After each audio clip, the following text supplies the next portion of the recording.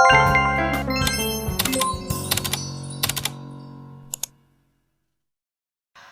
everyone, selamat datang kembali. Akhirnya aku bisa nepatin janji. Jadi sesuai janji yang hari ini akan ditepati, aku akan bahas tentang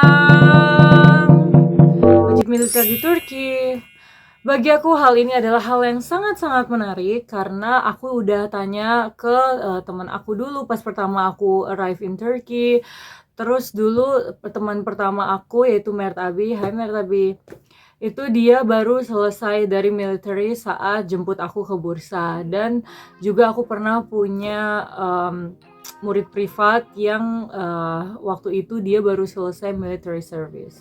Oke, jadi pertama kali aku nyampe Turki, aku akan cerita ya apa itu military service dan berapa gaji yang mereka dapatkan. Jadi pertama kali aku nyampe Turki, waktu itu sebagai turis, jadi aku waktu itu belum ada kepikiran untuk kerja di sini.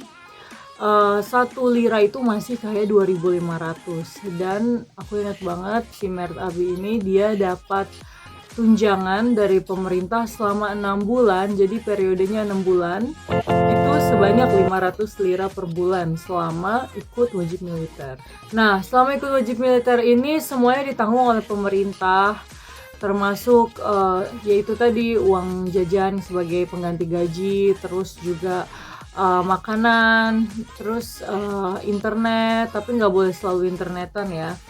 Cuma hal yang kurang disukai dari perihal ini adalah apabila kita udah 21 tahun ke atas dan nggak ingin ikut wajib militer, kita wajib untuk membayar waktu itu masih 30.000 lira, jadi setara 60 jutaan.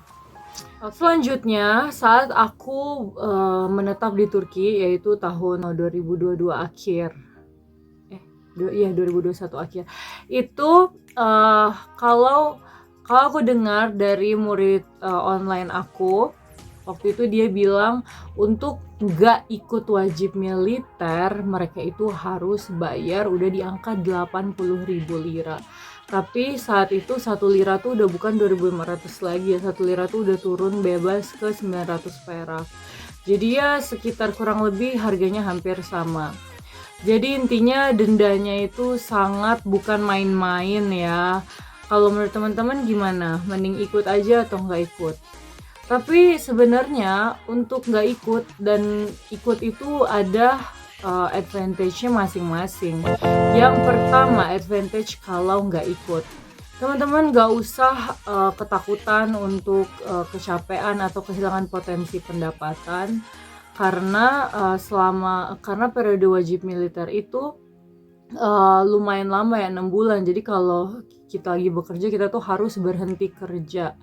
Dan kalau seandainya udah nikah gitu terus belum wamil, waduh itu PR banget sih, gimana istri selama wamil, emang bisa hidup hanya dengan 500 lira. By the way sekarang dengar-dengar per bulan itu bayarannya 1.000 lira selama 6 bulan. Nah, tapi ada juga advantage-nya kalau kita ikut wajib militer. Kenapa? Karena lulus dari wajib militer ada lagi kewajiban yang menghantui. Jadi ini kewajiban untuk umur 21 sampai 40. Dan banyak banget orang yang nunda-nunda dan dendanya makin mahal. Tahu sendiri kan inflasi Turki itu tembus 80% guys. Tapi kenyataannya lebih parah sih. Kenyataannya tuh berasanya bener-bener kayak 2 kali 3 kali lipat dari harga awal. Misalnya kayak air gitu, tadinya 5 lira sekarang udah 10 lira, itu kan udah 100%, artinya 2 kali lipat. Oke, back to the topic. Ada potensi loh untuk direkrut kalau kita tuh kinerjanya bagus gitu. Sebenarnya mayoritas mereka itu nggak mau loh jadi tentara. Aneh ya, kalau di Indonesia sampai nyogok-nyogok dengar-dengar oknum-oknum yang janjiin masuk tentara harus bayar ini bayar itu sampai ortunya jual sawah. Kalau di Turki mereka itu bahkan nggak mau. Kenapa? Karena akan dikirim ke daerah-daerah perbatasan perang dan itu sangat membahayakan nyawa. Cuma kan masalahnya nggak selamanya di daerah perbatasan perang kan. Sebenarnya tuh banyak juga itu yang di kantor aja gitu dan gajinya tuh bagus banget loh. Dulu salah satu lira masih kayak 1.500-an, itu kalau baru selesai wajib militer langsung jadi tentara tuh gajinya udah 7.000 lira. Alias berapa tuh, hampir sampai 9 jutaan. Terus sekarang gaji tentara itu udah di 15.000 lira loh. Startnya tuh langsung di angka belasan ribu. Jadi nggak mungkin nggak mungkin terlantar. Juga banyak juga orang Indonesia yang nikah sama tentara kan di Turki, itu terjamin lah ya, nggak mungkin nggak dapat asuransi, pokoknya dijaga negara. Dan Turki itu termasuk negara yang besar gitu kekuatan militernya dan ditakuti. Jadi dalam sisi politik, percaturan luar negeri, militer, Turki itu maju banget. Cuma Turki itu satu aja masalah sekarang tuh, cuma masalah ekonomi. Apakah hal ini berpengaruh terhadap tentara? Tentu enggak, karena tentara itu gajinya tuh sangat dijaga oleh pemerintah. Tapi ternyata ada lagi satu nih minusnya, kalau mau jadi tentara di Turki harus siap dipindah-pindahin, diletak di sana sini. Ya begitulah, namanya juga jatuhnya pegawai negeri kan. Jadi kalau aku rasa nih, orang-orang Konoha kalau di Turki, waduh mereka bakal happy banget kalau jadi tentara, cuma wajib warga negara Turki sih.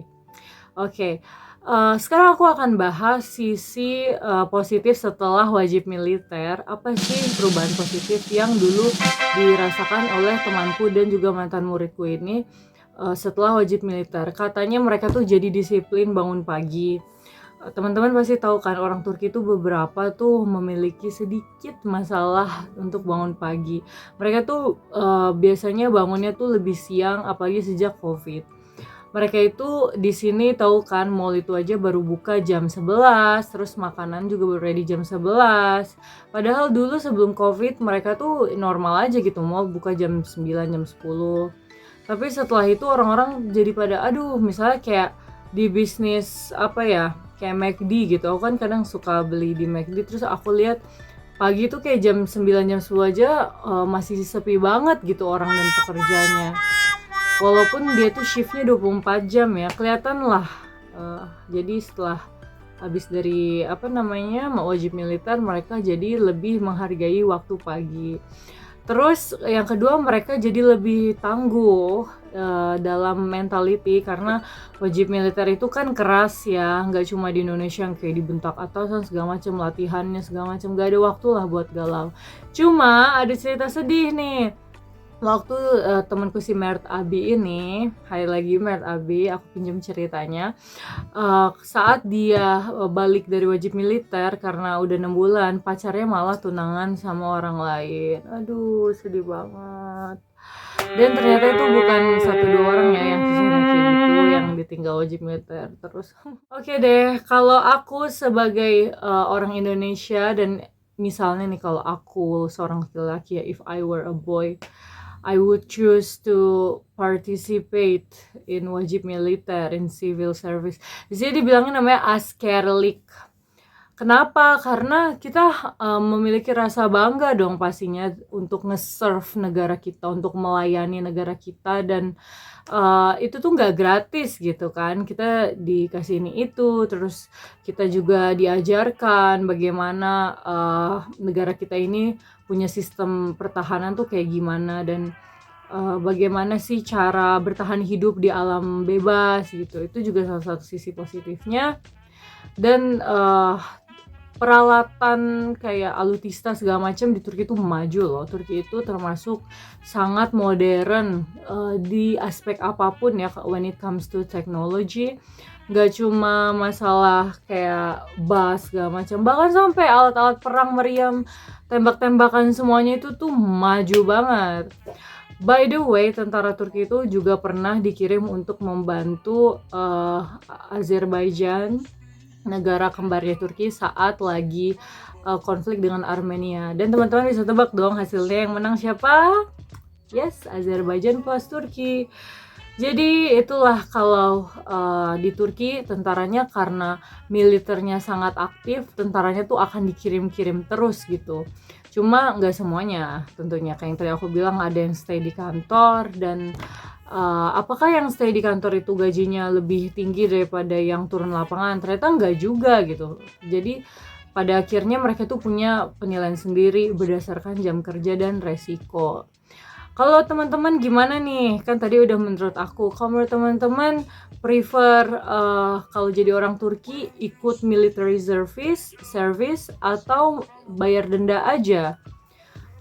Aku belum pernah dengar sih ada orang-orang yang meninggal katanya gara-gara wajib militer. Tapi yang pasti itu sangat melelahkan dan keras lah gitu.